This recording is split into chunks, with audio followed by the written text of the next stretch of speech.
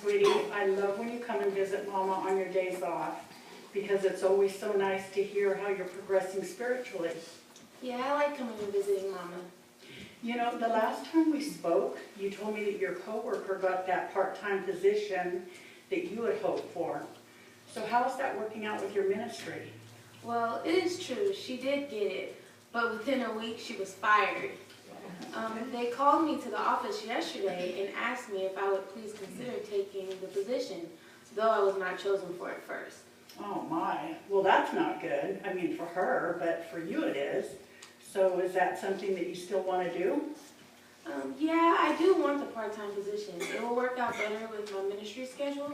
I told my supervisor I was very thankful to be considered and that I would do my best to listen, to learn, and to accept helpful criticism. So my performance would be acceptable. She thanked me for accepting the position, and she said she was very happy that I didn't just come in with an attitude of, well, it should have been given to me first. She told me she appreciated my modesty. Wow, from what that sounds like, your ex-coworker's presumptuousness ended in disaster for her. Let me tell you of a person of interest. I was reading about him last week during my Bible reading. His name is Abimelech, and he was the son of Judge Gideon. And his mother was a concubine who lived in Shechem. And after his father's death, he wanted to become king. He felt that it was owed to him. So he told his mother to appeal to the leaders of Shechem, which she did. Their hearts were inclined to allow Abimelech to be king, since in a way he was related to them like a brother. And his other 70 half-brothers were not.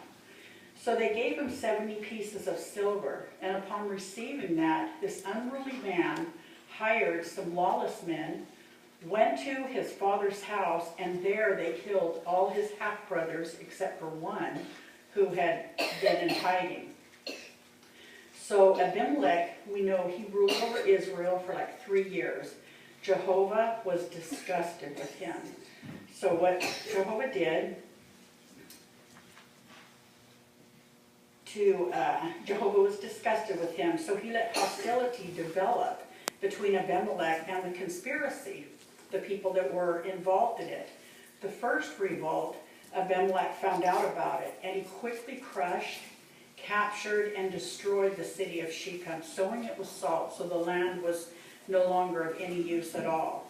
Next, he set fire to a sanctuary in El-Berith where 1,000 collaborators, along with the landowners of the towers of Shechem, who had taken refuge there, had all burned to death.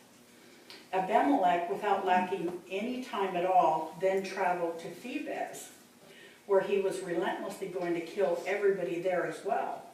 So upon getting into the city with his soldiers, a woman saw him who was on top of the tower. She waited for him to get close enough, and as soon as he did, she dropped one single millstone on his head, crushing his head, his scalp. So he laid there bleeding, knowing that he was going to die. But because of his arrogant behavior, he ordered the soldier that was with him, "Put your sword through me," because he did not want it to be known that he died at the hands of a woman. So let me ask you, with hearing that, what do you think, how do you think Jehovah would see that? Well, he was sure wrong in Jehovah's eyes. And then how can that help us?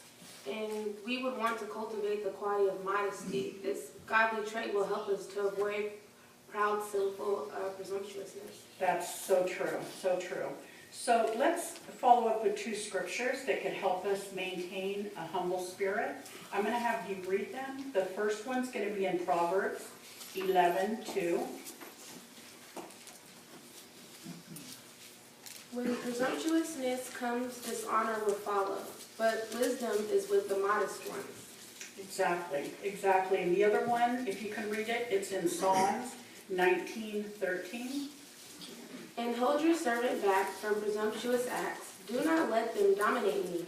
Then I will be complete and innocent of blatant sin.